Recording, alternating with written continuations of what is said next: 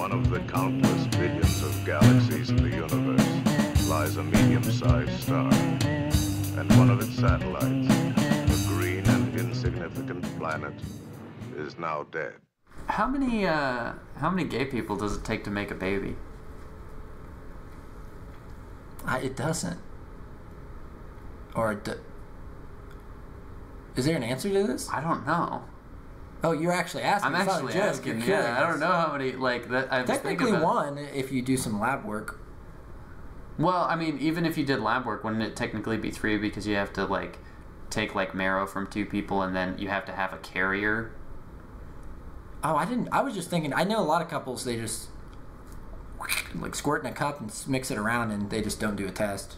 And then a baby just comes out? Not the cup. Never mind. Anyway, welcome to Verse the World with Matt and Caleb. I'm Matt. And I'm Caleb. Today we're going to be doing kind of a weird episode where me and Matt are going to kind of try and pin down some of our different views and different opinions and kind of try and figure out where we disagree, because we've gotten a little bit of feedback from some of the listeners for the show pointing out that me and Matt have a lot in common, and it kind of sounds like we just kind of agree with everything the other person says and everything the guests say. And part of that's because the way we're trying to do the show is to be very cordial and very polite and just let them have their views out there. The point isn't to like argue with them necessarily, but we do want to question if something has merit or not. Yeah, we want to take the we're not trying to make like an excuse or something. Like we will take criticism. We do want the show to be as good as it can be, you know, so we are going to delve into that, and that's what the episode's about. But just to preface, maybe if people didn't watch like episode 0 or whatever where we discussed it, part of the show is just hearing people's ideas, and that was sort of maybe the point. So not necessarily like us always arguing, but so that the listeners can get a beat on both of our individual views. That's kind of the point of this episode. And so if that's not really interesting to you, like, don't worry, maybe just skip this episode. It's probably going to be a lot of just stream of consciousness, a lot of just thought, scatterbrained ideas that we have, trying to find some disagreements. So that may not be your interest. Just come back next episode. We'll have a guest on, be talking about a hot button issue. Anyways, so let's start the episode. Catching up with Matt and Caleb. Do you want to start or should I start? I can. All yeah. Right. What do you got? Well, this is, in a way, it's a spiritual successor to my, what I talked about a few weeks ago with the protesters at the Dave Rubin speech, when he was doing the speech for Turning Point or whatever, and all the protests happened. And the reason why it's sort of a successor is basically, I just found this video on YouTube, but it really bugged me, and it was a video, kind of funny. It's meant to be a funny video, but these vegan protesters are protesting this meat shop, probably somewhere it's in Toronto, I think. And they're just, all these vegans are outside, like, with their signs, this is murder and all that. And the guy, one of the butchers in the shop, just goes ahead and sets up a table in front of the glass and just pulls out like a big, like, I think a cow leg or something, and just starts cutting it up. And they're like all just getting so offended, like, oh, look at people are walking down the street and they're like, look at this man, he's taunting us. Like, people on the street don't care, they're walking by. Weren't they saying, like, is this what the business stands for? Like, yeah, and I think I can understand the guy. Well, obviously the guy's a meat eater, like, what his opinion is. Yeah. But I think it's funny, like, no matter what you believe on the issue, it's kind of funny because they're trying to stop people from going into his business. The guy's making a living and you're stopping it. So I can understand him in a frustrated kind of way, just going, okay, and setting up.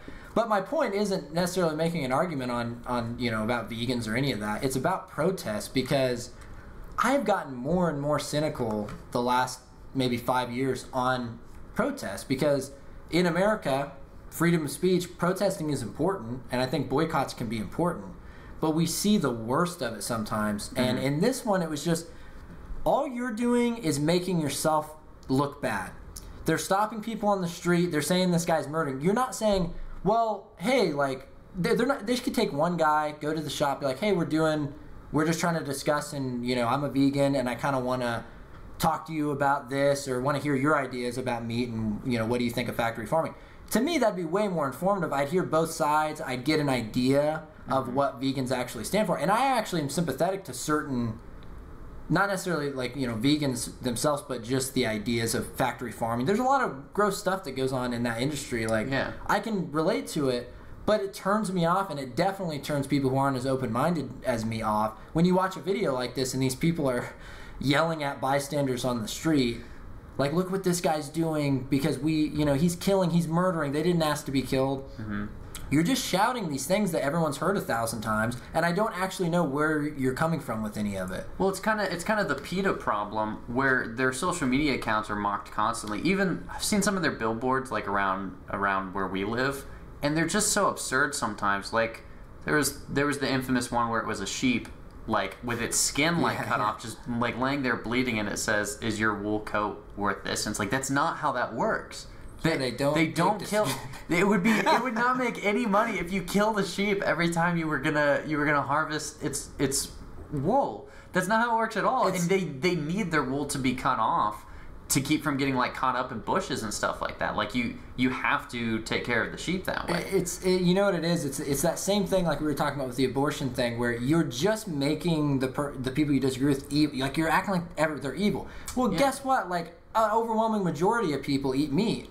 So you're just saying that everyone else is evil, and it comes off pretentious, and it's just not good. Like, I mean, think about it in real life.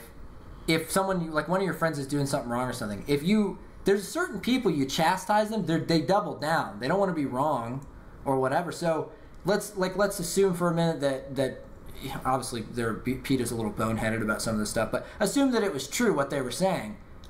Are you really going to change things by going around like thinking everyone's beneath you and you're so great and they're there's got to be a level of humility to it. Well, but what I was getting at with the whole PETA thing is you completely turn off to PETA altogether after seeing a couple of these things. It gets so ridiculous, and they're doing it, I think, for sensationalism, to get people to pay attention and like get more views and get word out there better. But it's the wrong kind of attention. Whereas if PETA was this whole page that just showed you like statistical information of like what was occurring and what bad things were occurring, I think you'd get a lot more people who would support, okay, we need to change this issue. The way these cows are being harvested, we need to change that. Like it's completely like inhumane, like just absolutely terrible living conditions. But a lot of butchers and stuff actually like make good living conditions for their cows. Definitely. And make it as what's the word? As humane as possible. And when you're doing these kinds of protests, I think these are the most ineffective kind of protests, which is why I've been generally turned off to protests altogether lately, is there's really something to be said for the silent intellectual protest. The silent, we're against this, we're not in anybody's way, but we're going to stand here. If you want to, like, if you're curious what we're standing here for, we'll tell you. That, I think, tends to be way more impactful than jumping up and shouting and yelling, hey, look at this asshole. He put a cow leg in the window. At his place where he butchers animals that we're against, he's butchering animals. Yeah. Right in our view. What an asshole. It's and like, trying to stop people from going into the shop. Yeah. So, I think that's where it's sort of... And obviously, I'm not against protests, but I'm against this type of protest or stopping people from talking or speaking. And there's something about a silent protest that works. I mean, even think about for years, people at like a ball game putting up a John 3:16 sign. If you're a Christian and you're trying to spread... That might, for all you know, like affect a lot of people because you're not saying anything, you're not interrupting the game or whatever, but someone's like, okay, I keep seeing this 3:16 thing, what does this mean? You look it up, pretty soon you're reading the Bible. It's like, someone might, so I'm not against protests, like there could be there's obviously reasons for those to happen. It's the way it goes down. And before you move to your topic, I was going to point out, because we're agreeing a lot here, but but what I want to point out is that we do agree on the approach. Like, if we got down to it, we might disagree about, like, farming or animals and stuff. The idea that we're here is what we do agree on, and what we're kind of basing the podcast off of is just talking about sort of the bigger way of approaching things, So that's like an example of, like... Because the whole point is we're for discussion. If there's an issue and you disagree with someone, if you're these people who disagree with this business... The best thing to do is to go talk to those people and have a discussion with them, if you can, or a discussion with the consumers, not to have this extreme, like, Like, hey, look at how stupid this guy is. Hey, look at this terrible guy. What an awful person. He didn't ask those animals if they wanted to die. Yeah. Like that mentality. Well, and I think some people might be just a little disappointed that we don't get into any kind of like aggressive disagreements on the show. That's the point. That's what we think is bad.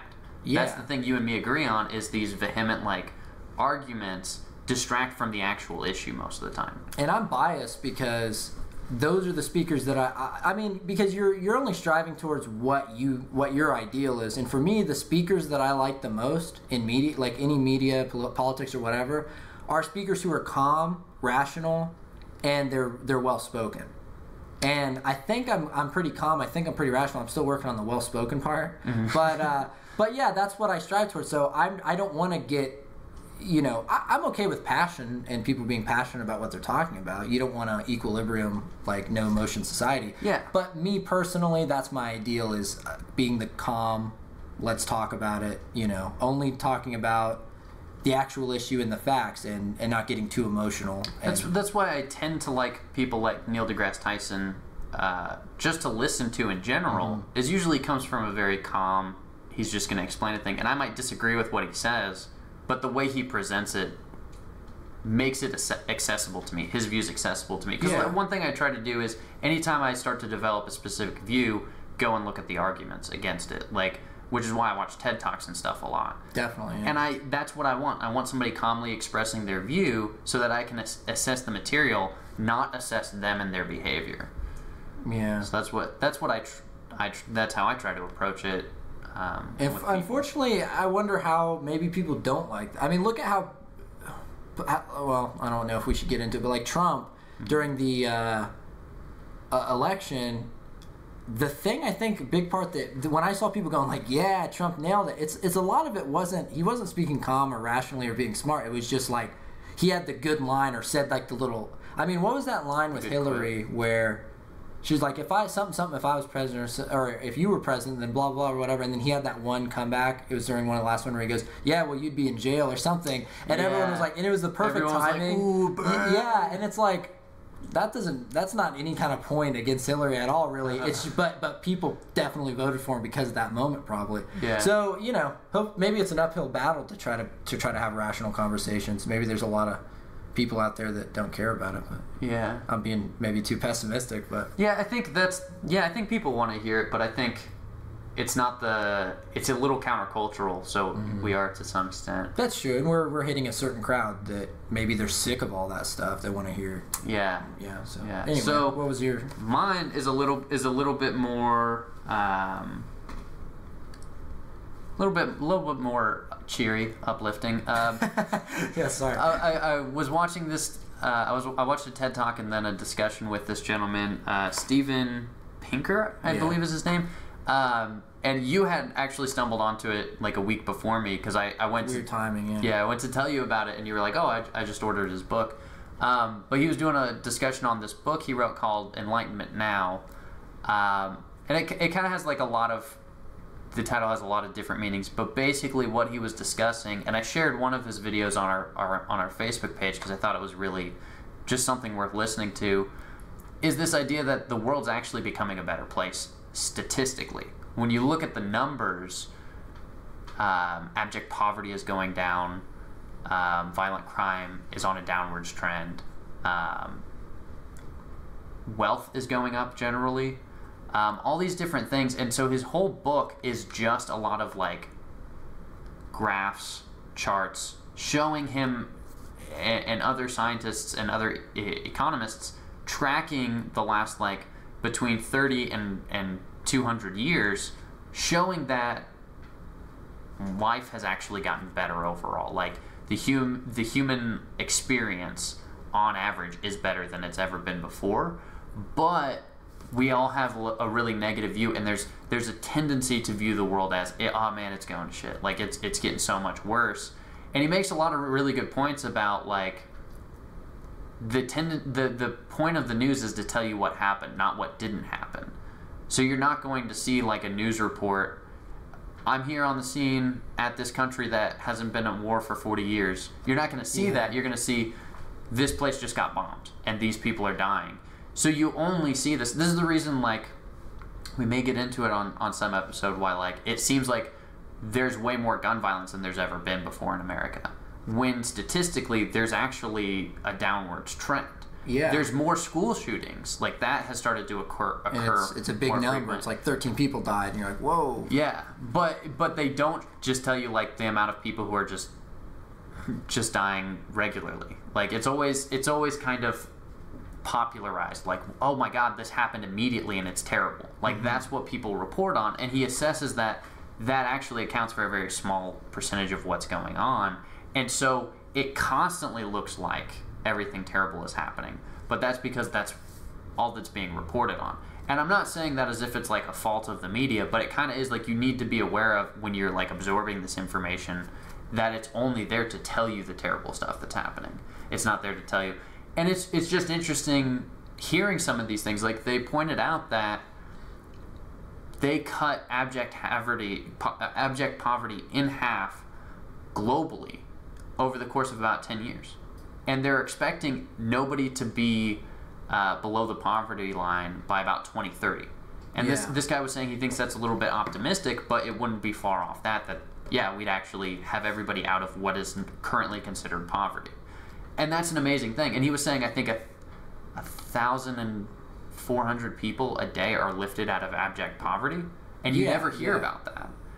It's like each day that many people rise up out of abject poverty. And that's a great thing. And so I just wanted to talk about that because that was like a nice, like, sometimes doing the show, like researching all this stuff, like I get really kind of like beaten down and like depressed seeing all this terrible stuff happening, ridiculous protests, people being given a platform who have like nothing to say, and it just builds like to more violence. Those kinds of issues keep me like pretty somber all the time. And then seeing this like gentleman just talk about scientifically, like, we're doing pretty good, like we're getting better.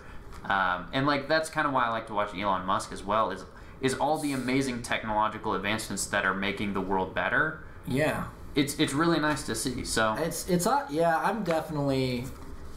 I listened to a podcast, something with Steven Pinker, and like it was a breath of fresh air. It's like, because you just constantly hear people either bringing up issues, but they're talking about issues, and I mean, I don't know, maybe part of that is we're just sort of problem solvers as people, and so we're focusing on the problems, and you know, there's no need to focus on something if it's already going well. But I think in the podcast I listened to, I thought it was really cool because he was explaining why do we always focus on negative, and he was saying that an evolutionary reason is if you're like in the wild or whatever, you know, back in the day, and you hear a rustle in the grass, and and you just think, oh, it's just the wind or whatever, but it's not, and it's a tiger, then you're dead. And if you think it's a tiger and it's a gust of wind, okay, there's not, like, basically it's better to focus on what it could be in a negative way. For an evolutionary way, it's like you want to focus on the negative stuff. You want to assume because the worst to survive. A problem, yeah. So you're always focusing on what's going bad because it's some kind of survival instinct, but. And I think it's good for us that we have this constant access, this constant feed of negativity. I'd actually say that's probably a good thing, because if we started constantly reporting everything good that's happening, I think everyone would have a tendency to just get a little bit more lax, and we'd be solving less problems. I actually think it's the constant feeling of this is a terrible thing and it needs to be addressed is what motivates so many great-minded people to tackle those issues. That's true. I didn't really think about that. Because I just think of it as like, the news is just capitalizing on bad things. And they clearly are, but like it is still bringing about positive results. It's true. Like, obviously we have some good results because we're focusing on the issues. Well, it's like me, like, I want to write stories that like put an emphasis on the ability to rise above yourself and become almost heroic. That's something that has always helped me to strive, like in my own life, to do more and be more and help more people. But then, like, characters who gave me that perspective, like Spider-Man or Superman or Luke Skywalker, don't really stand for that currently nearly as much in a lot of their popular portrayals. And so it motivates me to want to write stories that have that emphasis. And I'm kind of getting off track here, but it's like I wouldn't be wanting to promote those ideas if I didn't feel like they weren't being promoted enough, even though they're still out there in other stories. Yeah, it's you seeing an issue that causes you to make something good. It's interesting too how we can rely so much on our own anecdotes and our own bias sometimes, because I was having a conversation with my coworker about maybe gun violence or something and people, on the streets, and I was explaining, it was after I listened to the podcast with Pinker, and I was like, well, actually, because he was talking about poor people, there's so many poor people and all this, and I was like, well, just to be positive, like I was looking at some of these things, like there's a ton of people coming out of poverty every year, like a ton, and we don't really hear about it. Like overall, we're doing way better. And he was like, he kind of went into this like in a passionate way. He was like, well, you didn't grow up on the people around me. You don't know the streets, man. Everyone's poor. No one has a job. And I'm like, from where he came from, which he was homeless for a while and stuff, like he came from a situation where that was his world, is everyone's selling drugs and everyone's poor and everyone's getting shot and overdosing on drugs. And it's like, I don't know, it just from that conversation with Steven Pinker, it was good because I'm like, what is my bias? Like, what do I think the world is around me, you know? Maybe I think it's better than it is, or maybe I think it's worse, so... Yeah, well, and I think that's the thing that everyone's trying to hit on with the whole, like, check your privilege thing. I think they're doing it in absolutely the wrong way, where they're, like, demanding that you be aware of your circumstances before you have any conversation. I think it's a terrible thing to, like, demand that of people. But in theory, it is a good idea to be aware of where you came from and what your biases are before addressing something with someone else. But unfortunately, a lot of the people who, like, really push that idea of, like, hey, check your privilege, most of them are looking for you to check your privilege that they're aware of, and they're usually not checking their own biases. And so it's problem the way that people use that, but the idea behind it is actually a good idea. Yeah, and it should be a positive thing for you and others around you. That's why instead of check your privilege, it should just be the classic check yourself before you wreck yourself. Hell yeah. Hell yeah. Hell yeah. So then, now that we've had a whole good 20 minutes of agreeing with each other, should we get into this fight? The gritty, yeah. The nitty gritty. All right. Matt versus Caleb, round 1 fight. Caleb opens with a down forward punch, Hadouken. Oh man, I play Mortal Kombat, dude.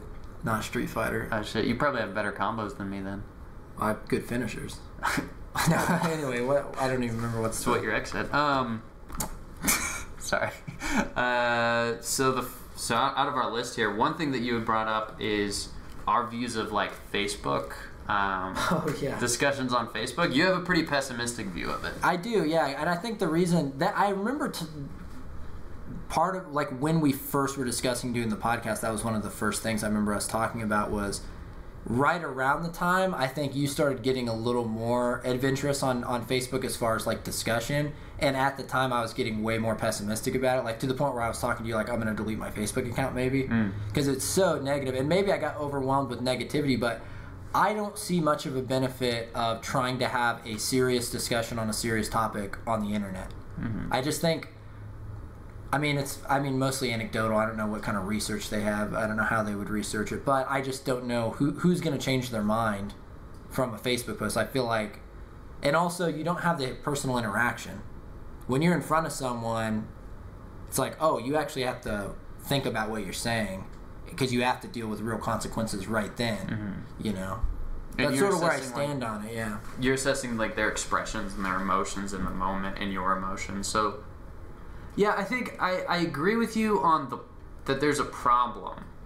It definitely doesn't. The disembodied conversation is problematic because you can sit there and just think up an argument of why you're right and come back an hour later and just blast them. There's this sense of no consequence to it. I've had a couple interactions where I could tell the other person was behaving that way. And full disclosure that I've had that problem where I behave that way in a discussion online before, but now that I have this view, this is how I approach it, to learn what they're saying. Like that's something I adopted from that Jordan Peterson said that I thought was super important, is assume that the other person knows something that you don't. So even if I posted on like on a Star Wars trailer, like no one's gonna be excited for this. They killed the franchise. Like now we're just watching them put nails in the coffin. And then somebody comes back and is like, "Oh, what are you, just a bigot? You hate women and stuff like that." then I don't like get more aggressive. I go like, oh no, I actually feel like this is a problem because they underwrote their strong female characters, so it actually isn't helping anybody to have these strong female leads because they're not relevant or approachable. And it's like, yeah, like that's probably falling on deaf ears. But my intention is to be courteous and cordial. And so I think like it's hard to have any kind of beneficial discussions, especially on like Facebook arguments and stuff like that, because everybody's already like, their bias is displaying itself more than it would ever display itself in public.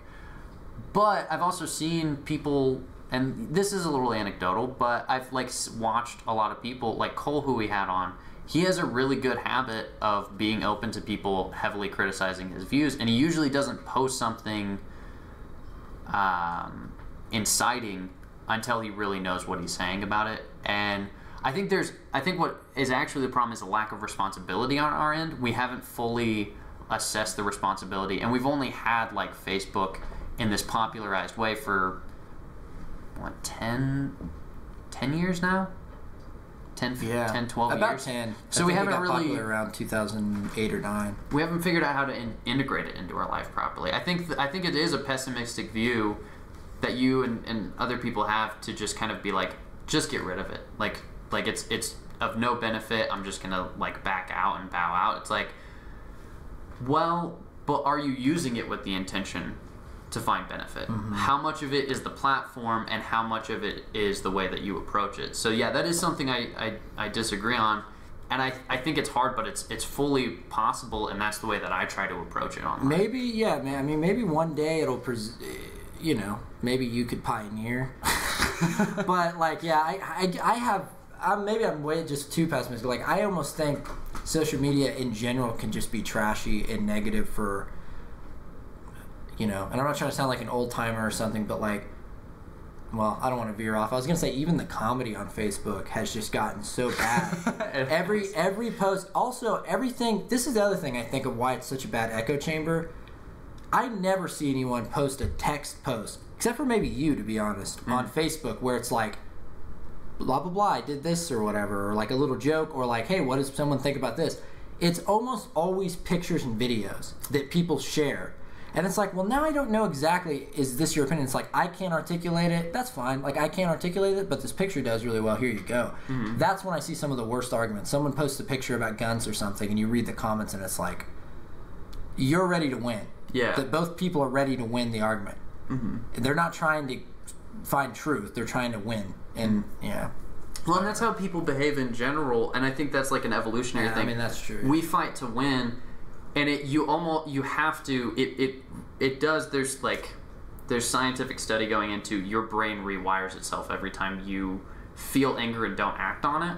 It rewires your psyche to not behave aggressively, but your natural inclination is to be aggressive when threatened. And I think that shows itself really terribly on the internet, but it'll take years of us reassessing ourselves and like me not coming to an argument to win. Even if it's online, my goal is not to win. My goal is to share my ideas, and hopefully you'll give me some information about your ideas that'll be useful to me. And it's not a very commonplace thing currently, because everybody is kind of animalistically just attacking each other and just trying to dominate. I do agree with what you're saying though. Facebook, I almost stopped using it for a while when I'd scroll through, and I'd scroll for several minutes, just scroll. And 90% of what you see is that instant. You have the ability to just instantly reshare something, and so people are just resharing, and all you're seeing is pictures, videos, comments, all these things, and you're not real. And it's fun to do that for comedy and memes, but it's terrible to do that when this is your life. Your life is just a series of sharing other people's ideas without giving your view on it at all. And so that is why I've gotten way less frequent to reshare something. And usually when I share like a political thing, it's something that I've been watching a series of videos, and like I've been like thinking about this idea, and then I'm like, all right, this 10-minute video really addresses this idea really well. I want to share that, and then ask people what their view is on it, and then see what the feedback is. People don't tend to use it that way, so there's really only maybe like 5 people on my friends list who respond to that kind of stuff. But when they respond, it's usually really, really beneficial and really insightful. Having discussions with Cole on Facebook has led to me being more open to a lot of liberal views because I'm starting to understand how it all kind of comes from empathy. And like, you kind of need that empathy and logic counterbalance. Yeah. But yeah, I think that's something we still disagree on. Well, generally. it is. I think it's just one of those things where I don't know. Like maybe you'll wake up one day on Facebook and be like, this is all crap. And maybe I'll be like, it'd be the ending of a dramedy movie, and the kind of upbeat music starts playing, and I look on Facebook, and someone's like, you know what? You changed my mind. I'll be like, and like reactivate some of my social media accounts. Some like acoustic guitar music as you start typing out like a long little like open letter on Facebook. Yeah. Here's what I've thought about social media for years, but then this thing happened. I do think some of those blog posts that people do are a lot better. People will like share their blogs all the time. Oh yeah, I've seen that. Yeah. That's usually pretty good, except that I feel like a blog post isn't usually requesting your counter argument to the idea. Most of the blog posts I see are like, here's my relationship with God and how I woke up to the reality that God loves us, and it's like, it's the whole fucking religion. What are you getting at? Yeah. Let's move on to the next topic. This is one I don't know how we're going to dig down to the actual core of the disagreement, but we were talking about before the show, like how we express our opinions is very different. And the basic summary that we have of it is I kind of create a hypothesis of what my opinion is on a specific like said topic. So like gun control. I think that we have a pretty good system in place, and that it can be improved, but we should be very careful before trying to change anything. That's my opinion. I'll share that opinion with anybody, but I'm open to new information disproving my hypothesis and then formulating a new hypothesis. I'm not so grounded in it that I've put walls up where I don't want your information. This is just my view and I'm going to keep sharing it. It's here's what I believe currently. I'll probably change it over time as I grow smarter and more intelligent, but here's what it is. And it seems, from what I've been able to assess having discussions with you, it seems that the way you do it, and tell me if I'm wrong here, is kind of, I have a vague notion of where I stand, but I don't want to pinpoint anything until I've absorbed all the information. I think part of that is maybe one of those things where it's like, oh, I'm trying to be wise, but maybe I overkill it to the point where it's like, well, at what point do you finally believe something? Like, because I think there's been times in the past where I've been too firm on certain things, and then later I look back and go, oh, that was a stupid opinion. So it's like, it's that whole, I looked it up and I don't know who the quote's from now. I thought it was Abe Lincoln, but I guess it's up in the air. But that quote where it's like, it's better to remain silent and look like a fool than to open your mouth and remove all doubt. Like, and it's also, maybe in a way it's easier to be floating around because you don't have to stand firm and argue. And I think it's part of it is I spent so much time advocating things because I like the ideas. But yeah, I think that's probably the difference is I think you're more, this is what I believe until you can prove me otherwise. And I'm sort of more like, I think this is how it is. I don't know. Like, is there more information? Like, so it's basically like you're more firm maybe, and I'm just less firm. But yeah, and because we both have the same kind of Socratic view of we know we don't know a lot, so we're always trying to be. We're not really humble people. But I think maybe that's the correct word. Like, we don't want to stand firm on something and assume that we're right when we know we're more than likely wrong to some extent because we know we don't know everything. And the way that we approach that is I try to make a tentative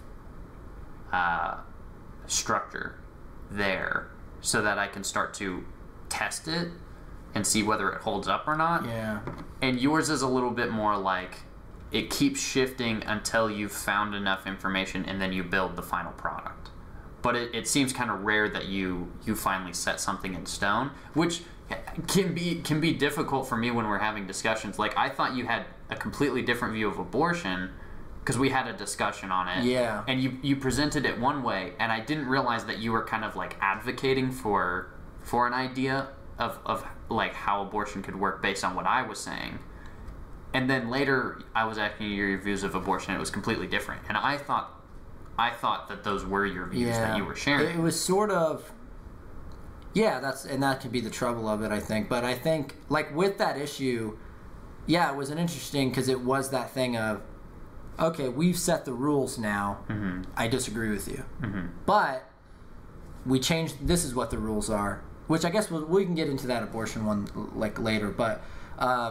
I think you approach the argument based on the rules the other presents. It was sort of like, okay, well, what is your philosophy on this? Mm-hmm. Okay, well, let's start there. I disagree with you now, based on that. And I didn't. But if we were to just say, "What's your view on abortion? What's my view?" It'd be a lot harder for you to combat it. And maybe that's it. Maybe it's some of those. Well, a lot of times we are discussing more complicated, bigger issues where. Because there's certain things that I can be pretty firm about, like, that I have certain fundamental beliefs, and like when we were talking about political correctness and stuff, like I'm pretty firm about, like, when you started trying to enforce language or enforce people to be politically correct, then I have an issue with it. That's like a firm thing I can say. Like, I don't think there's any time where the government should be telling us how to act or whatever. So there's certain areas where I spend a lot of time, and I think some of those things it's funny because it's like it starts off as my common sense, and I just kind of like learn more knowledge that ends up being like, or those things where I don't even need all the information because all that fluff is unnecessary for the basic idea there. So people enforce me to act a certain way. Well, but laws, and it's like, no, like fundamentally, like, should people do that? No. Yeah. So, but it might be good in a way, though. I think it could be a good dynamic that we approach that in a different way. On the show, because that's something I do think we could pinpoint as we're different on that. We disagree on how to approach those things, but it doesn't affect how we talk to other people about their views. It's almost more of a personality thing than Well, and so it both of us probably work the same when interviewing someone. Is here's my hypothesis, but I want to hear all of your information first, and then I'm going to test your information to see whether it holds water or not by asking you questions and stuff. But I'm not going to use my opinion against your opinion. I'm not going to like grab my opinion like it's a brick and bang it against yours and see which one holds up. And you probably do the same thing, but you don't always have like an underlying hypothesis that you're holding up. You're usually just testing the other opinion on its own merit. I think for me, it's like I said at the end of the podcast with Evan, where we were sort of summing up the episode on religion stuff, and I said, well, I just feel like an observer more, and that's not necessarily a good thing. Like, because when it comes down to it, you want to have, and I have some, like I said, obviously I have some fundamental beliefs on things, but maybe I've gotten too comfortable in the space. But I think part of it for me was just to be able to be like, I don't know, and that's okay, and I just want to learn as much as I can. Like, I'd rather know a lot and be unsure than be sure and not know a lot at all, you know? Yeah. Because I know maybe that's a fear, because I see that too much. Someone doesn't know anything about something, but they're so hard-headed about it. And I see that as a fear, and I think it's because in the past I've been that way. And maybe, but maybe I've bounced too far the other way. But yeah, that's another one of those things where it's like not really a reconciliation of it. Where do you go other than us personally improving ourselves, on things. So I think this episode's probably going to show that it's hard for us to find a disagreement that actually cause us any kind of problem. Yeah. Well, as we get on the list, I think the next one probably next one might be a little bit more heated. Should we just move on? Yeah, sure. Okay.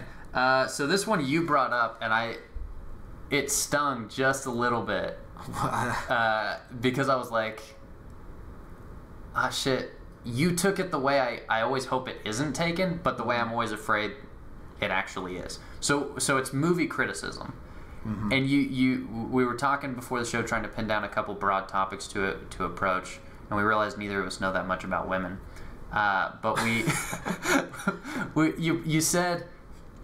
You said that you were pretty sure at some time. Do you want to say it again? Sure, yeah, because I've been very clear about it, because I think I was talking to like one of our mutual friends about or something, and I stopped because I was like, I don't even want to say what I think, for sure what I think you were saying, because I didn't want to misrepresent your views. But how did it come across? But I specifically remember we were going on a drive, and we were talking about, I'm sure we're going to approach it in this topic, and it's exhausted usually, but for the sake of the podcast, I think it's fine. It was around the time Last Jedi came out, and you had talked a lot about Last Jedi because you really didn't like it. And I got to a point where I think we had a conversation where I was sort of like,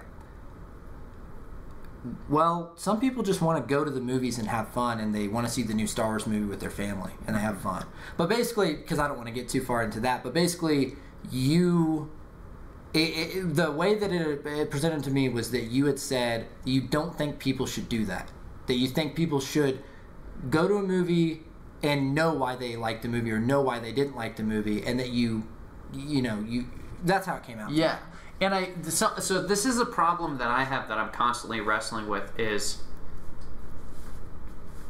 I never want to be in the way of people having fun. But I think I have some kind of feeling that people don't hold themselves to a high enough responsibility most of the time. Like, I have this view that's very distinctly mine, and I don't even know if we'd have any agreement on this, but most people live life incredibly passively. It's like they're passive observers of their own life, and life happens to them. And they very rarely actively interact with their own life. And this is I'm really deep into film, so I mull these things over a lot, and I think it probably is problematic for you to just watch movies and just think that you like them and never figure out, never analyze what is it that I'm liking and disliking, and like pinning down what your views on something are. So like I've talked to a few people about music, because I seem like I'm not a big music guy, and I have a lot of weird taste. I'll listen to all kinds of different music, but I can't ever tell people what genre I like. Yeah, I have that issue too, actually. Because it's like, no, I just like what I like and I don't like what I don't like. And like people like assume that means one thing, but what I really mean is like, I've thought about this individual song, and I like this individual song for all of these reasons. That's why I like this song, not because I like this artist. And so people will be like, "Oh, you like Queen, so you like this, you like that." And it's like, no, I don't like that. I don't like that. I guess maybe I don't like Queen. I just like a lot of their songs that have these things in them, and I like that they're exploring these ideas. And I kind of listen to music like I listen to a story. Did the music have some kind of arc? Did it build? Did it get more intense and then less intense and then crescendo? Were they playing with a lot of different themes within the lyrics? And I really actively listened to music. And I didn't know until about a year ago that that's not typical. It may not be like abnormal, but it's not everybody listens to music that way. A lot of people just put music on and just have it on, and they're not really like listening and investing in it. And this is probably something where this is probably a bias that I'm wrong about, but I'm like, I think that's a much lesser way of approaching anything. If you just passively just like, yeah, I just like this. Yeah, that's cool. If you can't articulate what you like, I feel like maybe you don't know yourself as well as you should. If you can't break down what each individual thing to you means. And the counter argument that I hear a lot is kind of the idea that I'm just overthinking things, and that most people don't want to overthink like every little thing that they enjoy. And I think there's like, that's probably right, but I don't get it. Like, if you can't break down like exactly why you liked a movie and then explain it to somebody else, do you really know why you liked the movie? And I think what you'll say generally is, does that even matter? Mm-hmm. And I don't get that. So maybe tell me like your view on it. Well, I think from what you said there, I understand where you're coming from. I think, which is the idea that, and I think it's true that a lot of people like live life passively. They don't think about things very much. We talk about that all the time. I can agree with that. But I do think there's some errors like me. I'm with music. Eric all the time. Eric like knows what he likes. He's on. Eric's our producer. He's a music guy. He listens to all kinds of stuff. Like he's probably listens to like several new albums every week, like on Spotify or SoundCloud or Bandcamp. Like wherever he can find new albums, he'll just look around. He asks me all the time. He's like, "Well, what do you like?" And I always tell him like, "Well, I like this band, and it's like a folk punk kind of band." He's like, "Oh, so more of this and this." And I'm like, "Yeah, but also this week I was listening to this indie pop band." So I don't know. And he's like, "Figure out where it's at." And so I understand that idea because he's like, "Well, you might be able to find more bands that you like if you can narrow it down." Yeah. You know, and my problem is if you're not into music and you just like listening to Taylor Swift or whatever's on the radio, and you're not necessarily a big deep into music thing, but that's something you enjoy, and if you say like, well, no, you have to think everything out in that. Like you have to think through it and figure out why you like Taylor Swift. You have to do that stuff. You know, I can understand someone growing and articulating certain things, but yeah, I do think there's just not much of an importance on some stuff. And I guess the best example I could give is like, if we went to the Snow Cone Shack and I got a cherry icy and you got a blueberry icy, most people would just enjoy the ices and have a good time. And I really like this cherry icy. If you stopped and said, well, why do you like it? Explain. And this is where I think the issue is maybe sometimes with you. You would not go so far. You would go so far as to say not only. Like, if you didn't like the red icy, and the other person did like the red icy, they're like, I like it. And you're like, oh, I don't really like it. Instead of there, I think you'd be like, well, why do you like it? And you'd get to the point of arguing with them their subjective opinion that they like it. And I guess a more actual example is like Last Jedi. When that came out, you really didn't like Last Jedi. Well, I was a little more passive about Last Jedi, so it was, you know, which I guess makes sense for the thing, but it was like, we were talking about it, and I'm like, oh yeah, well, I like this scene. This fight scene was pretty cool. And you, every step of the way, would be like, well, yeah. At first, it does look cool, but really, this, and this, and this. So it comes off like, so actually, you're wrong. You don't like that, or you're wrong, and you know. And I think that's where with the movies, it's like, if someone's better at articulating something, especially if they're more interested in the subject, yeah, people should be more articulate. But if you just go and like, hey, let's go like catch a movie. Oh, what's playing? I don't know. What about this movie? And you go have a good time with friends. That's where I'm like, it's not an important thing to care. You know, if it's important to someone, fine. But it doesn't necessarily have to be important to everyone. Yeah, and I think with the way you're addressing that, because like I would never fight about why someone liked a snow cone flavor over and another. I wasn't trying to trivialize, but no, but I think just a comparison. I think you made a good comparison there because like it does make me have to question it a little bit because probably like I would want to know why someone like really likes their favorite food, not so I can say that they're wrong. I think that's how it comes across a lot of the times. Yeah, and that's what I'm trying to be very careful of. But it is like if I like. Especially with the movie thing, but I want to talk about it as if it's food. If you just absolutely love lasagna, like Garfield, and I don't, Garfield Tell Two Kitties. That episode's coming. It keeps. I put that in our advertisement in a local playbill. I said that's one of our main things we talk about. That's great. Anyways, if you just love lasagna, and I don't care for it. My goal isn't to it probably sounds that way because I'm just asking a lot of questions and asking you to like present your reasons. I'm actually not trying to get you to dislike lasagna. It's an experience I don't share. I would like to empathize your experience, and I would like to understand why you like it because that's a new experience for me. Is your ability to absolutely love lasagna and it means something to you. And so I guess maybe what the problem is for me is people who lack meaning in the way that they interact with things is disappointing to me. Yeah. So like the thing that frustrated me with Last Jedi is I listened to so many people say that they love that movie. I absolutely hate that movie. Like I think it is a woefully bad, trash, ass-made movie. Like the script is just god awful. Like it should be a Sci-Fi Saturday film at the level of writing that it's written at.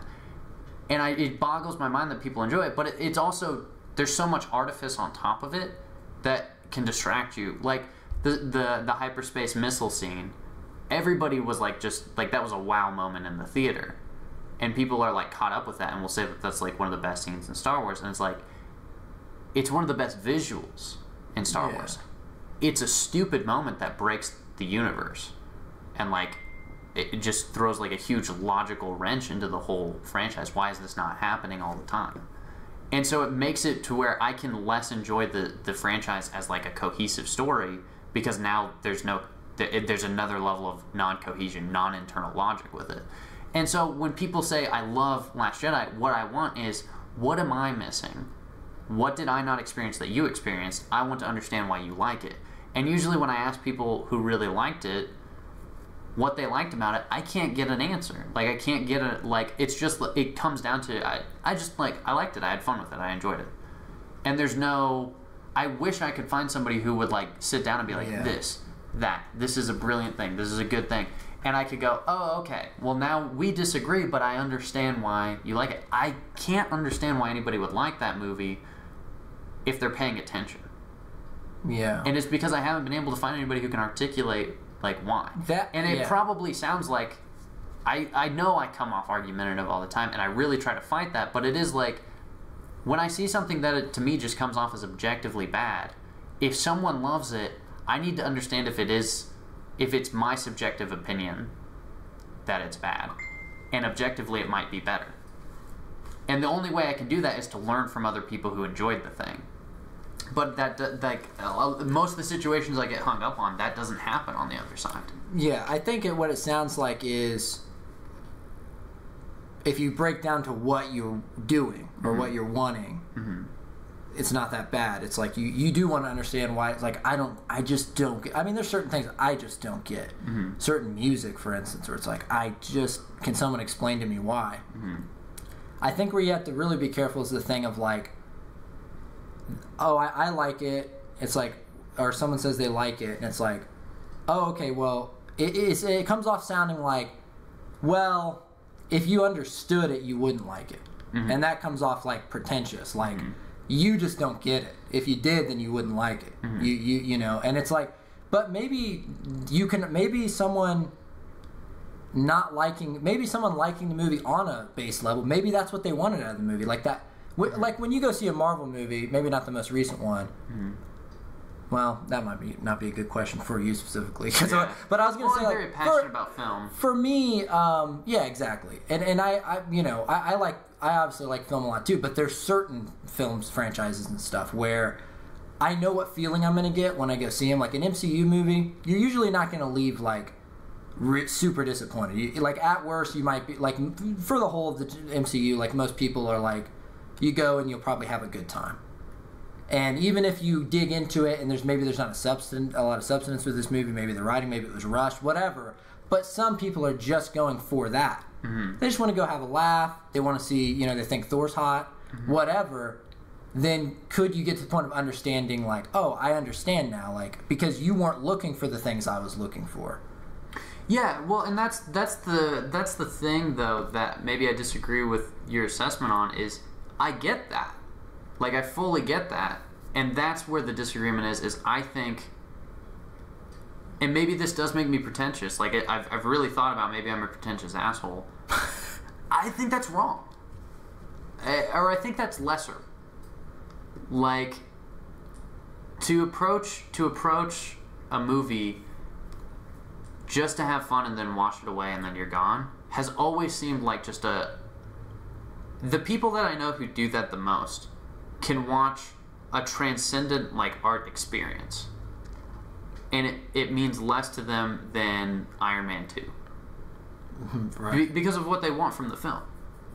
I see. And so, like, I get that,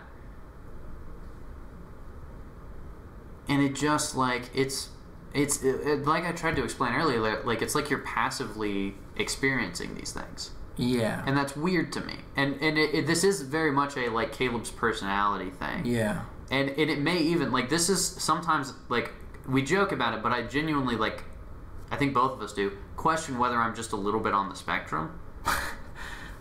Because, like, I feel like I understand people and I understand these things, but, like, I can't get past it in a way. Yeah. It almost seems like, and I mean... Because, like, there's Marvel movies that I hate, absolutely hate, will not watch again. And then there's ones like that just blow my mind, and I'm like, that movie was way better than it deserved to be, and that's awesome. And like, I don't know, it's like, to me, these people live life like the highs and lows of their life are just tremoring in the middle, and so they don't experience really high highs or really low lows. They just kind of just tremor along the center. And it's like, yeah, maybe you get a better experience because every Marvel movie you get to go have a fun experience and walk away from it. Mm-hmm. And sometimes I watch a movie and it just destroys me, where I'm like upset for like weeks. Mm-hmm. Spider-Man: Homecoming, like, that movie pisses me off anytime I think about it. Like right. Makes me upset, like very upset. But then other movies, like, I enjoy just a huge peak where like I get to like assess them and play with the ideas of them and turn them over in my head for like hours. And it's like, the people who are just enjoying in the middle don't get either of those experiences. And I don't have the right to say, I guess, which one's right and which one's wrong. But I do, to me, it seems to be a measured less. Like, it's a less of an experience. I mean, I think, I don't, like, it seems like, I don't even think there'd be anything wrong, like, if you have a good friend or a girlfriend or something, to try to open that up. Like, well, why do you like movies? Because this is something that's in your life, and it's like you want them, because you, in almost a compassionate way, you want them to feel what you're feeling. You want them to be open up to that level. Mm-hmm. That makes sense. Well, but at the same time, not everyone's gonna. Yeah, it's like they don't have to feel the same way you feel. And well, like, and because like for me, like I can personally say, like, for instance, like Evan, our good friend, I think I have really good memories when we were little kids, like sneaking R-rated movies, like teen comedies, like American Pie. Mm-hmm. So me and Evan, every once in a while, we'll find like a crappy, kind of raunchy comedy movie to watch together, and in a nostalgic way, like we enjoyed, or like Deuce Bigelow or something. Yeah. Which is like, yeah, it's like me and Evan have a good time watching that movie, and it's just because we're fun. It's fun, and we're having a good time together. Mm-hmm. And I don't, and that's where it's like, if you were like, well, you shouldn't be doing that. Like, you shouldn't. You need to really assess if you like the movie or not. Or what. It's like, I'm just having a good time with my friend, like enjoying a crappy movie that, and maybe that's a little different. I think for me I'm that aware is two that it's different crappy, things. but yeah. Well, I guess okay. Well, that's where I think that's two different things, because you're using that movie to have an experience, like you're intentionally using that movie to have an experience. The movie is almost irrelevant in having a good time with your friend. Mm-hmm. It's the catalyst for it. Because, like, I don't assess movies on the same basis. Like, it's not like all movies need, like, have this one measurement. Like I really like shitty raunchy comedies too, and have a lot of fun with them. But I know that that's like what I'm going to get out of it, which is like what you're saying. And I think, like, I do think that's fine. I think what bothers me is when people give praise to a movie not realizing their reasoning for it. Mm-hmm. So, like, there's people who watch The Last Jedi for that same reason, but what they say is it's one of the best Star Wars movies of all time. It's better than all these other ones. And it's like, that is an incorrect statement on an objective level. And that's where I disagree. That's the fundamental disagreement. That's our disagreement. When you say it's an objective thing. I think it's an objective thing, and this is our disagreement, and this might be something we'll never get past. I think you can assess The Last Jedi compared to all other Star Wars films, and it falls somewhere lower middle on an objective filmmaking, what it is, what it represents, how it's made. You can't objectively say it's the best Star Wars movie. You can subjectively say that it's your favorite Star Wars movie, and I will never disagree with you on what your favorites are. But when you approach it as, no, it's the best, okay, well then you've got to back that up with some points. I really like it. It's my favorite. I really liked this. That's all subjective. You're subjectively saying it's your favorite. I have no problem with that. Right. Say that. Yeah, well, that's fine. I mean, I think it's... we've seen people, another mutual friend we have that you get in arguments with about movies sometimes, where it's like, his subjective opinion is the opinion. And that's and what I have an issue with that, too. I think with the objective thing... Because I told you, it's like, I agree there's a certain level where it's like, you can tell, like, bad cinematography, or you can tell bad acting, and that's sort of whatever. But for what movies are, I guess, like I would even, and this might lead in, it's the same topic, but, like, I don't even think, for a review, if someone's writing a review, I don't even like the idea that we do numbers. This movie's a 4 out of 5, or this or whatever, because that doesn't mean shit to me. Someone could put, they don't know what for me, it's like, I want to read what you think of the movie. And if you say, well, it's some kind of action, it's Fast and the Furious, and it gets like a terrible rating, and it's like, well, the acting was really bad, and this and this and that. And it's like, well, yeah, but I like that kind of movie, and the acting isn't the important part to me or whatever. So that movie might be an 8 out of 10 to me.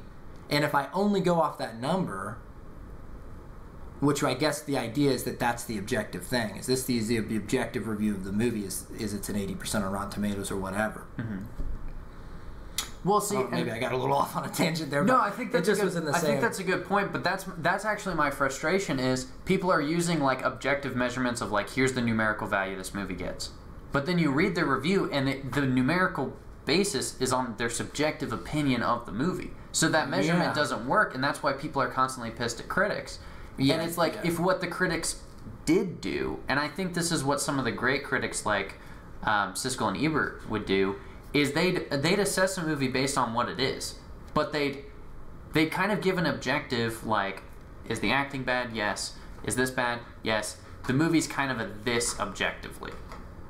But if you're going in looking for a fun, exciting Star Wars extravaganza, it's this. And that's how I review movies. That, like I've told you multiple times, my opinion of Spider-Man: Homecoming is it's a pretty solid 7 out of 10 action comedy. I think it falls apart on multiple viewings because once you know the jokes, there's not a lot left in the movie for you to enjoy. There's no really good action set pieces. There's 2 really good scenes of tension building that are really enjoyable. But once you know all the jokes, that movie's kind of a drag. But it's a pretty solid action comedy. So my objective rating of that movie is 7 out of 10, pretty solid action comedy, go watch it. My subjective view of that movie is 2 out of 10, absolute trash, I fucking hate it. It ruins the character of Spider-Man. The people writing and directing this movie seem like they haven't read like one comic in their life. And they completely butcher all of the common threads of all Spider-Mans across all the different types of stories that they've told with Spider-Man. They don't even get the baseline elements there. It's just this kind of elseworld nonsense character who doesn't represent anything that we've come to know from the character. And I think that's how movies should be assessed. And I think that, for me, because I think I'm right, like I will say that, I do think I'm right, so I'm backing up my argument. I think that's why there's this disjointedness of everybody's views on movies and why there's constant fighting is because we don't have an objective-subjective system. And I think if we had that, you would be looking at numerical values differently, and you would sort of go, okay, like, here's the consensus of what this movie is as a movie, not a consensus based on everybody's subjective tastes. And then here's the reviewer I like, who we have a lot in common. He rates it at about this. I'm probably going to enjoy it because I've built a baseline of what that reviewer likes and dislikes, and we're similar enough.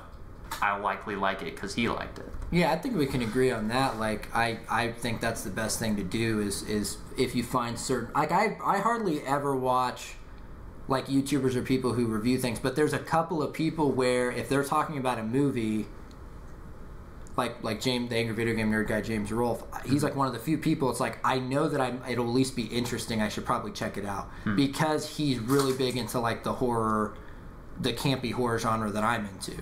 Whereas if somebody else reviewed the movie, they'll go, this is just it's like the crappiest, shitty horror movie ever. And it's like, I would be like, oh, it's a bad movie. I can understand. So I think on that, we can probably agree on the review thing. But yeah, I think you can see just from the argument where the fundamental difference lies between it. Yeah. And how it's almost insolvable. But the thing is, I think the reason why I would even be on the other end of this, because most people might even just be like, oh, well, okay, who cares, is the reason I'm passionate about it is, like, I hate seeing people argue about subjective things. That bugs me, because it's like online. Look at fanboys with Nintendo and Xbox and PlayStation, primarily Xbox and PlayStation, always fighting. I'm always like, what? Like, sometimes I get to the point where it's like, why are you arguing about this? You're not living in some communist society where you're forced to have a PlayStation 4. Then you can start comparing, get pissed off, and talk about why we need Xbox One. But when you're comparing PlayStation 4, Xbox, and you can just go buy the one you want. Yeah. And why are you arguing about it? And if someone likes Xbox and you think PlayStation 4 is better, what's it gonna do by trying to force them like, no, PlayStation's better and this is why? It's like, that's why I get it's that pragmatic way of like, just get what you want and watch what you want. And that's something we both agree on. Like, I hate when the whole discussion around a movie is the people who love it and the people who hate it, and that you're getting those two things clashing. I agree with you. You should do what you want, and I think I never come across that way. Yeah. Because of my... Anytime you put an objective... And I think people do it really unintentionally. I don't think most people... Not most people, but I think there's a lot of people who can't discern the difference between objectivity and subjectivity. And, like, a lot of those people will question, well, what is objective? And how do you define objective? Yeah, and it's which like is difficult. Yeah, it's difficult. I think typically, like, if you wanted an example, I'd say, well, how do you determine which crystals are the hardest in comparison to each other? Yeah. Okay, so now you have a measurement for it. Yeah, and it's like, for me, filmmaking works that way. And people act... I think too much subjectivity has gotten into the criticism of film, where it's so subjective that it's these reviewers' subjective opinion versus this reviewer's subjective opinion, and not one of them is saying, on an objective, like, historical basis of film, what is the film? Is it a well-made film? And then, did you like it or dislike it? Yeah. And that's where we agree in the way people do that. They're subjective. I hate this movie. Yeah, well, I love this movie. And yeah, that's boom. bad. And I also don't want to come off super, like, you know, postmodernist or something where it's like it's all complete subjectivity. Because I do think there's a certain objectivity with movies and stuff where, you know, it's fuzzy. But, like, I don't want to say that I don't think that there's, you know, obviously I understand, like I said, like, there can be... You can get 10 people and they can all go, that's bad acting. Like, you know, there's a certain level where you have at least a certain standard and you can understand where that standard is. You know, even if it's moving a little bit, you can kind of know. And I would actually say something that you're correct on, that I'm kind of coming from the wrong place, is the person's subjective view trumps the objective view. Your subjective taste is more important. Yeah. And I think that's something that you kind of advocate for. For me, the film thing stands out because I want an objective thing to base all films off of, and nobody will kind of let that happen when there's a basis for it to occur. And that's what I need to know as somebody who's passionate about film. I want to discuss the objective quality of the films. I'm not saying that, like, okay, objectively, here's where The Last Jedi stands. So if you think it's better than that, you're wrong, and I can prove you wrong now because I have a measuring stick. No. That's not what I'm wanting at all. It's just that the subjective is more important. Your taste should determine what you watch, but that shouldn't determine the value of a film. Yeah. The value of the film should determine the value of the film. And I think, just to wrap up sort of my thing, where I've come out different after discussing it here is, like, was that idea of you just sort of being in, like, a way of, like, you don't enjoy that and you shouldn't or something. It seems more like you're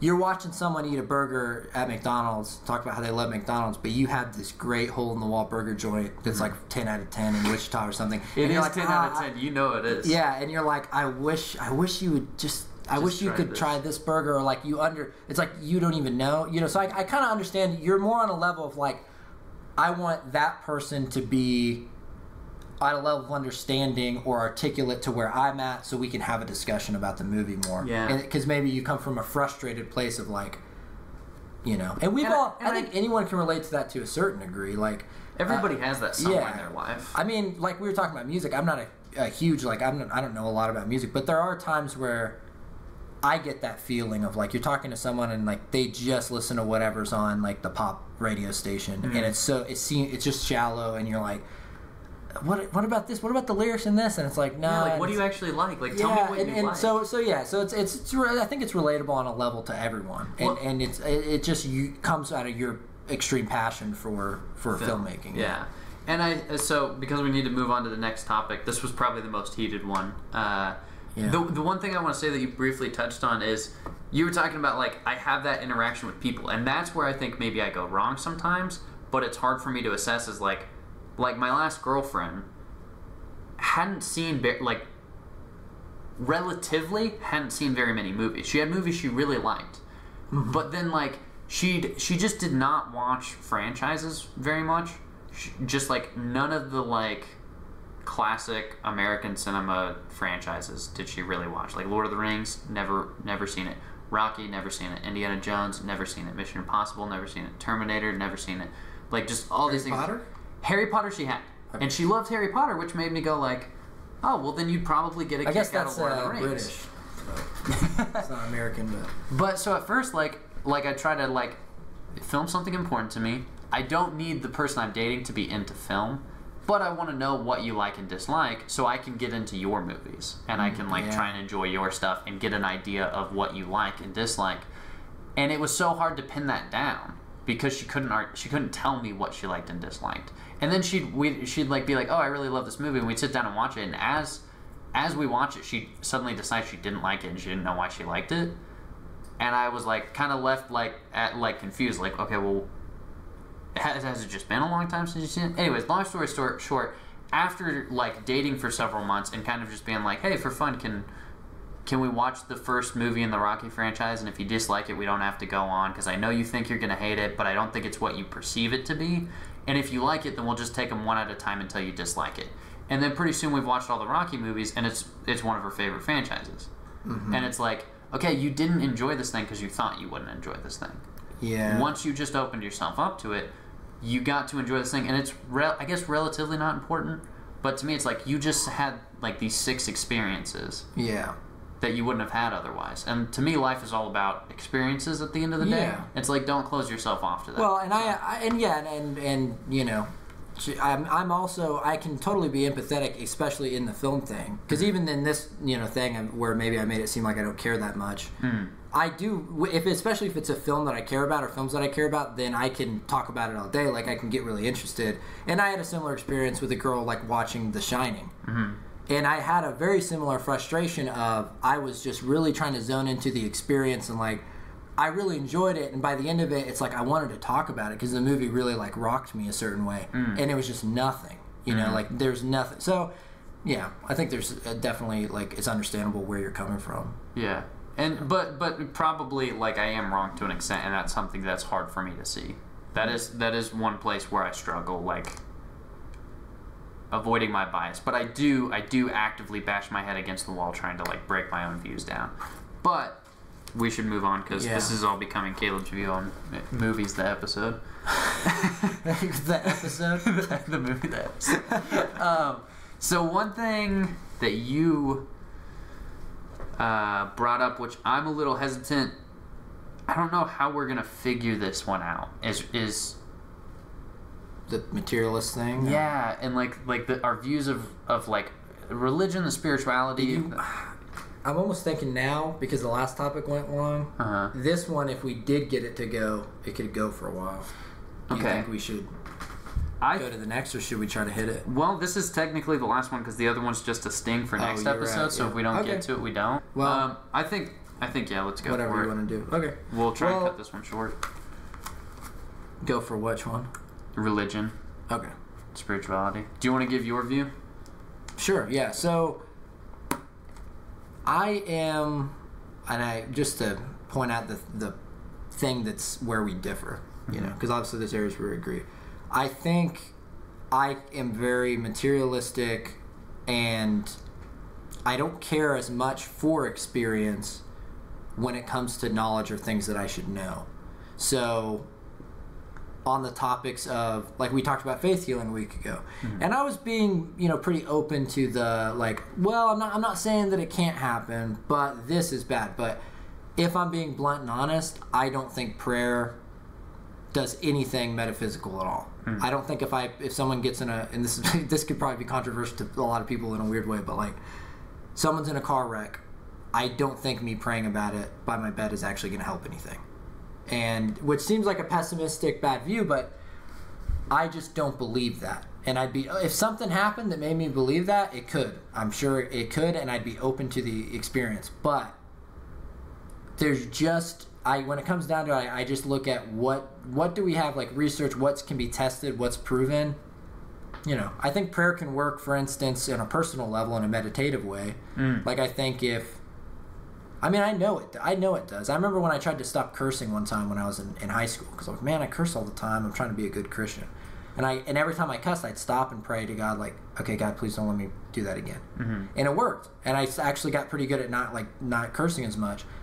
When I look back on it now, I'm like, well, wait a minute. I was just correcting myself. I was giving myself, you know, I was stopping. If you stop yourself, unless it's something, an addictive substance, or something, but it's something you do, some sort of action you do, or like bad habit. If you stopped yourself every time and kept reminding yourself, I really think you'd be slowly rewiring your brain a little bit. You know, so yeah, I think prayer can work on a certain level there, just like certain Buddhism practices can work. You know, and they've tested those and they work on people, like, you know. But anyway, I guess that, just to put it as blunt as possible, like I don't think ghosts are real. And this is where, like, you know, we were talking before, I'm so fickle or whatever. These are areas where I'm pretty firm, like, I don't think ghosts exist. Is there a possibility for them to exist? Yes. But if you ask me, do I believe in ghosts, I'm going to say no. That's my bet, that there's no ghosts. You know, at least ghosts in the way that we know them from movies and what most people think ghosts are. I don't think there's angels and demons fighting over us or some kind of spiritual battleground going on. So, yeah, that's sort of like, in that area, that's sort of where I'm at. I'm very materialistic. Yeah, and I think yeah, this is something where we're not polar opposites, but I'm way more open to the idea of a metaphysical and a spiritual. And I guess the difference is you probably behave in a way that shows that you don't believe that exists and that everything's kind of material. You kind of formulate your life around it. It's hard for me to express my exact belief, but I behave in such a way that I behave in the assumption that there is a metaphysical, and that there's more going on than just what we see. I'm not a crazy, like, New Age spirituality, like everything has meaning. Like, I have a hard time pinning down exactly what I believe, and what I've often tried to think about and pin down is this a bias because I grew up in a religious household that I just can't shake? And I don't think it's that. I just think, like, I can't rationalize away. There has to be an answer to the why of life. That's something you talk about a lot, is all theories of the origin of life are usually about the how. That's what we're arguing about, when the more important question is arguably the why.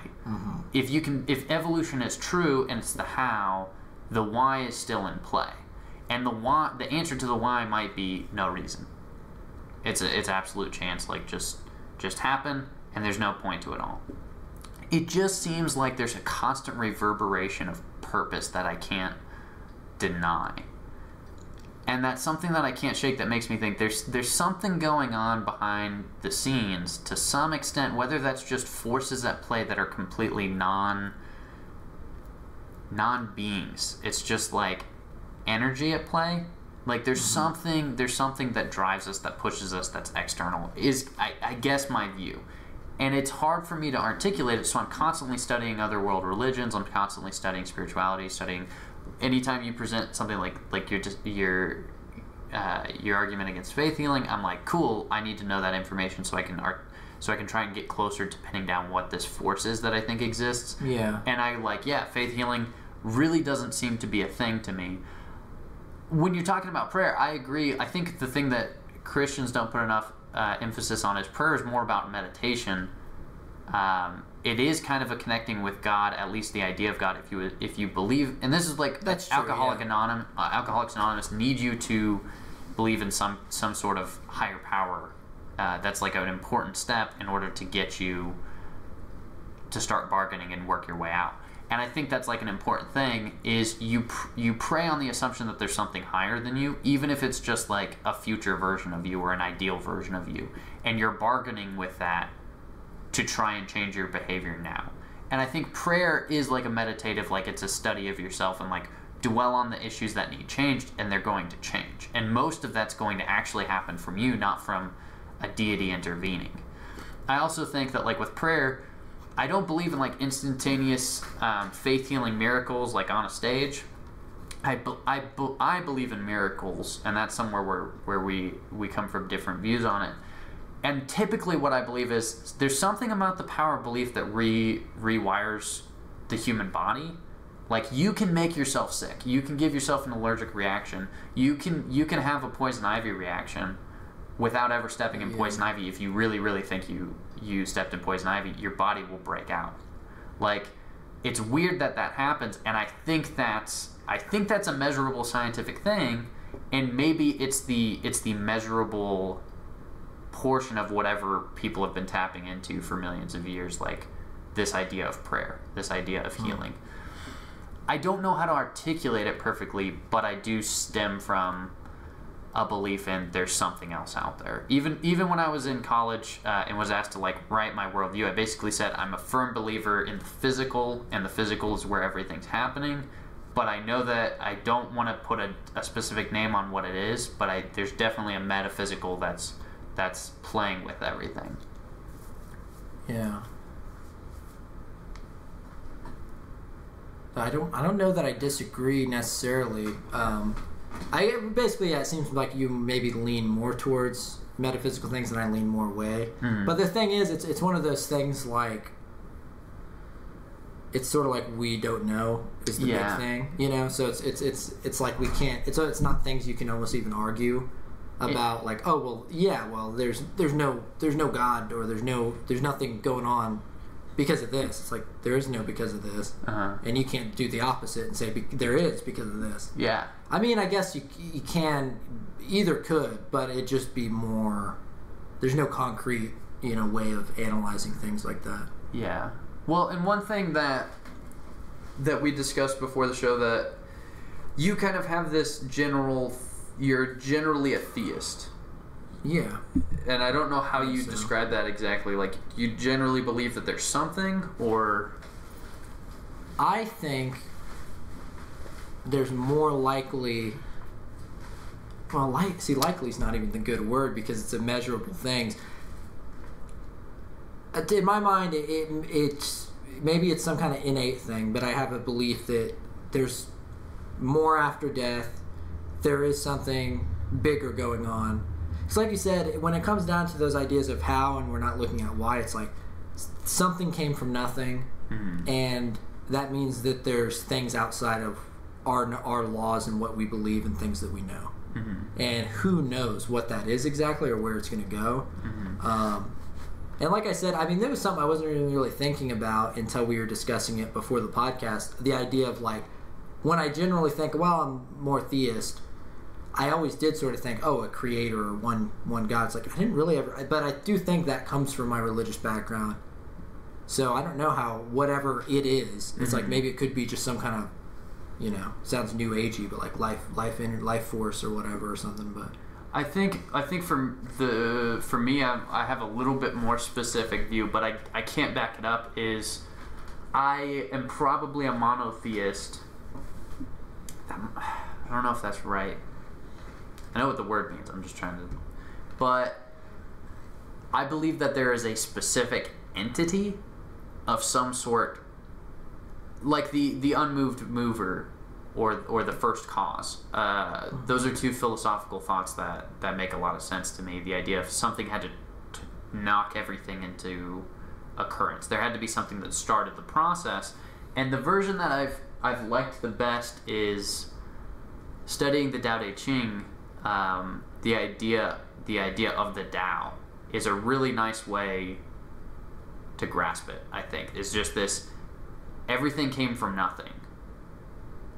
So there's this non-existence that is a force, and that non-existence created existence. And trying to tap into that and be in contact with that is what the Tao is kind of all about. And I was like, that's really an early Judaistic Jewish view of God, of this being, is this pre-being that created everything else. And where I think we get hung up is where specifically we say who is what and what is who and what does what do, and try and make a pantheon is where we typically fall short. But this idea of the Tao or of God or of Yahweh is something that I personally can't shake. Yeah. And then the fault that I have is I think I like to think about everything narratively, my life narratively. I like to imagine everything as if it's a film or a story or a poem or something. And I have this thing that I can't quite shake, that I don't know why I feel it, but it's like sometimes I'll really think about everything I believe in, the way the world works, and be like, is there any real, even if there's a being that created everything, is there any purpose to it? But then there's this other side of me that's like, there's got to be a meta narrative going on, which I think is why I like a lot of ideas of Christianity. Is I like the idea of Christianity views the whole world as this meta narrative that kind of is like, this is this long human journey that we've been on since the beginning, and we've been struggling with these things since the beginning, and there's some kind of pivot point in all of human history, and for Christianity, it's the Messiah came and died, and for Jews, it's we're still waiting on the Messiah.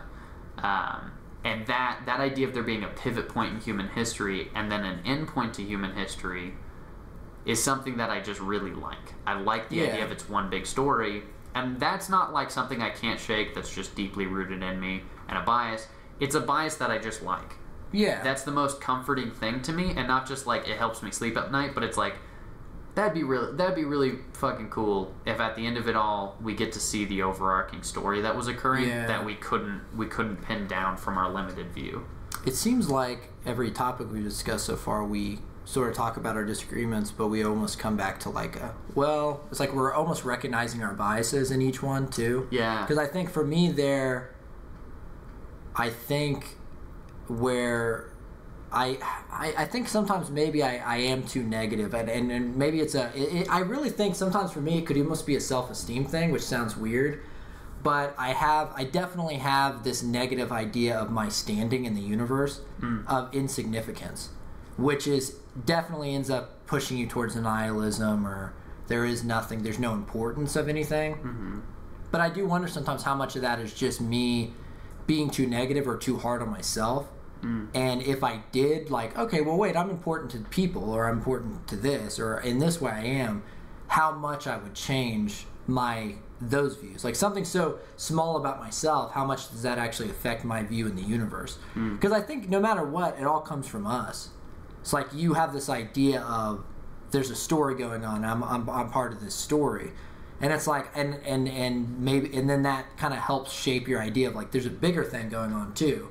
And so then for me, it might be the opposite of like, well, I'm insignificant, I'm unimportant, there's nothing important going on at all. So it's kind of interesting. So yeah, maybe I just need a better like view of myself, and that would affect how I view the universe as a whole. That's interesting, because I do sometimes feel like nihilism is actually a natural step in the like development of your view. I think a lot of times nihilists and optimists like seem at odds, but actually nihilism is part of the process to feeling a sense of purpose. It's like two sides of the same coin or something. I actually think it's like just a step before. Like I think eventually if you start measuring yourself out and trying to figure out like why you're here, you end up at nihilism at some point. Everybody would. And if you any study of yourself, like nihilism is almost necessary, because then you go, shit, there's nothing. Like you almost suddenly become so aware of yourself that you're like insignificant. And then I think it's like, I don't know where you measure the next step, but I think then you kind of start to evaluate value, and can value be derived from your life, and that's how people move towards optimism. Yeah, I could very well be wrong in it, but that's my working hypothesis. Well, and the other thing too on some of these things is like, maybe I'm fickle on a lot of things, but one thing I've noticed as doing the podcast is there's a lot of stuff where it's just in my head, and now that we're doing the podcast and I'm articulating it, it is easier for me to figure out what I believe. So yeah. Anyway, should we probably wrap it up? Wrap it up. So if you guys made it through this whole episode of me and Matt just having a conversation, good job. Way to go. We should probably do what are we What are we reading? Okay. What are we Well, doing? I'm not. I didn't read anything this week, but it does have to do with, writing, storytelling.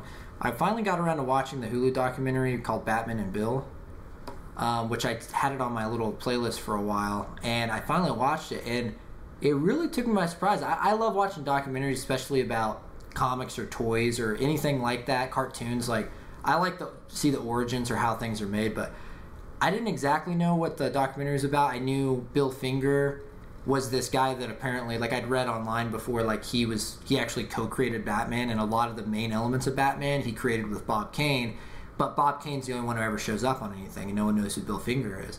Mm-hmm. Well, the documentary follows this guy who's like a novelist, like, he writes novels and books, and he's sort of a journalist in a way, because he, like, does this work to find things out, but he found out within the community, like, this guy Bill Finger, who's Bill Finger, and it's this great, like, the way they put the documentary together is great because it just follows step by step how this whole thing happened. But basically, it just went through where they were trying to find anything they could about Bill Finger, and they ended up getting to the point where they had so much overwhelming evidence that Bob Kane sort of screwed Bill Finger out of the Batman credits. And it ended up being so great because now on anything that comes out with Batman, it'll say Bob Kane and Bill Finger. And a lot of it had to do with this one guy who's the main part of the documentary who wrote a book and basically was trying to do whatever he could to get Bill's name on the credits. And weirdly enough, the movie, it even almost became a tearjerker. Like, I almost got emotional near the end of it because you watch this journey of this guy who got no credit. He basically died poor and alone and sick, alone in this shitty little apartment. This guy, Bill Finger, who created Batman. Like, or one of the guys. And so it ended up being a good ride. Like, he ends up, well, I don't want to spoil anything because, the journey is the interesting part of it. But I'd recommend, it's on Hulu. It's called Batman and Bill, and it's one of the best documentaries I've seen in a while. If you're interested in Batman, you might find it interesting either way, but specifically for Batman fans, it's great. I might have to check that out. That sounds pretty great. Do you got any others? No, that's all I got to talk about. So okay. I've been reading Paradise Lost. I'm about a third of the way through it. Super interesting to see where a lot of, like, Christianity's ideas of the devil and, like, the fallen stuff come from.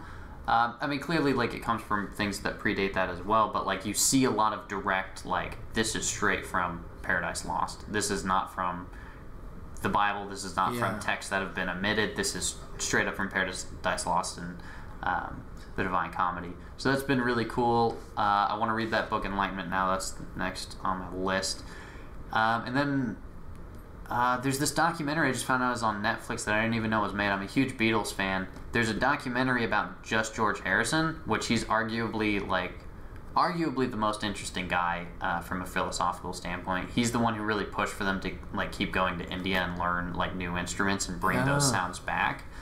He even The Life of Brian, Monty Python's The Life of Brian, they ran out of funding, and he put his house up, like, mortgaged his house to fund the movie to get it made just because he wanted to watch it because he read the script and was like, this is hilarious. And he's kind of a quiet, like, reserved guy. So there's this whole documentary with, like, all this footage that I had no idea, like, existed of him, like, learning to play sitar in India and, like, all this stuff. Really, really interested to watch it and see if I don't know, because I don't know much about him particularly at all. So he had some great songs, some great bangers. So yeah, that's something I'm looking forward to. Anyways, I think that's gonna wrap it up for this week. Yeah. Thank you so much for listening. Next week we're talking about abortion, the big A. Yeah, the big one. Yeah, I'm still nervous about this. Yeah, me too, but it'll be good. Alright, so thank you so much, everyone, for listening. I want to thank Eric again for making the intro and the outro and always recording for us and just being such a good sport. So thanks, everybody. Have a good day. Bye.